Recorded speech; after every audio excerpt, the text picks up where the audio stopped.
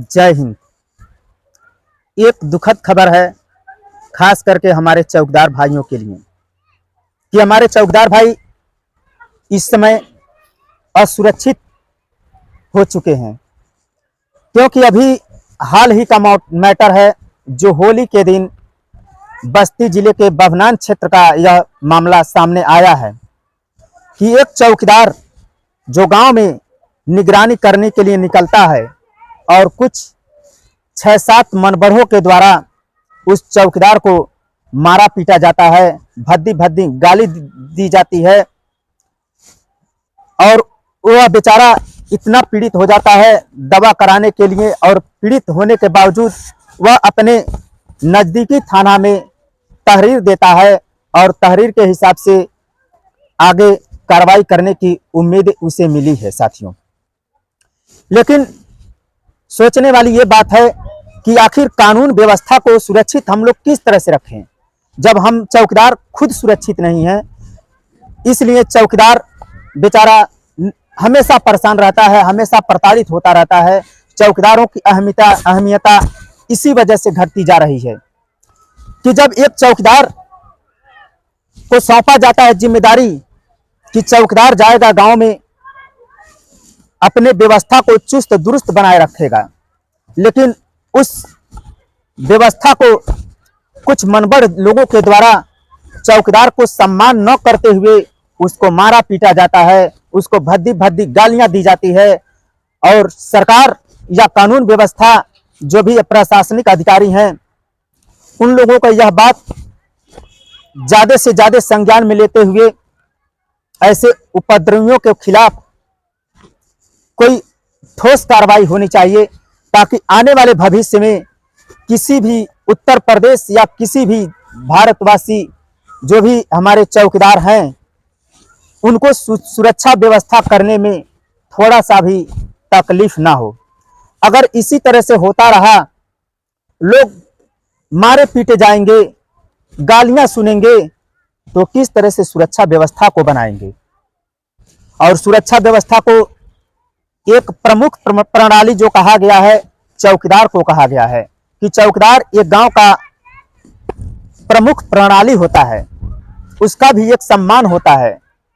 पहले के समय में था, जब गाड़ी मोटर का जमाना नहीं था, उस समय हमारे चौकीदार भाई पैदल जाकर सूचना पहुंचाते थे, और जब साफा लेकर और डंडा लेकर जब गांव में चौकीदार निकलता था तो लोग थर थर कांपते थे। इसका मतलब ये नहीं कि डर के कांपते थे, क्योंकि कानून व्यवस्था दुरुस्त थी।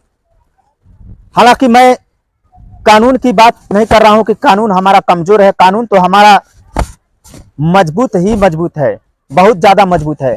लेकिन इन चौकीदारों को मजबूती किसके द्वारा मिलेगी? प्रशासन के द्वारा या सरकार के द्वारा? चौकीदार को न्याय कब मिलेगा? इस तरह के हालात मैं देख रहा हूं कि कहीं ना कहीं से उजागर होता ही जाता है। एक आध महीने 2 महीने में कहीं ना कहीं चौकीदार का मैटर इस प्रकार का उठता जाता है और चौकीदार निरंतर प्रताड़ित होता रहता है। इसलिए मैं सरकार से और प्रशासन के लोग से निवेदन करता हूं कि ऐसे अपराधियों के खिलाफ सख्त से सख्त कार्रवाई की जाए और चौकीदार को सुरक्षा व्यवस्था के लिए कोई अच्छी से अच्छी प्रणाली बना दी जाए, ताकि चौकीदार अपने आप को असुरक्षित महसूस न करें।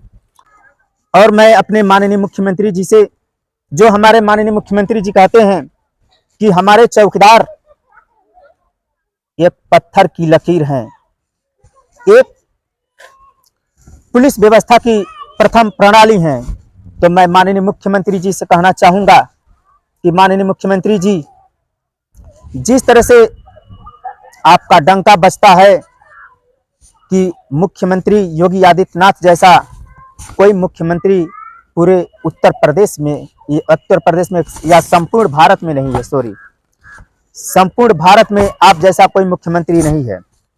तो मैं आपसे गुजारिश करता हूं कि जो आप चौकीदार को सम्मान इतना देते हैं, लेकिन मैं देख रहा हूं कि आजकल चौकीदार जिस तरह से गांव के लोगों के द्वारा कानून व्यवस्था बनाई गई है, ठीक उसी प्रकार एक चौकीदार के हिसाब से मैं चाहता हूं कि माननीय मुख्यमंत्री जी कुछ ऐसा व्यवस्था बनाइए ताकि जो मनबड़ किस्म के लोग हैं वह चौकीदार का सम्मान करना शुरू कर दें, न कि चौकीदार को मारे पीटें, उनको गाली गलौज से बात करें।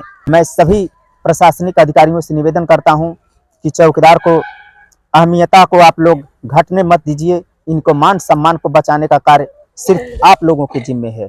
जय हिंद।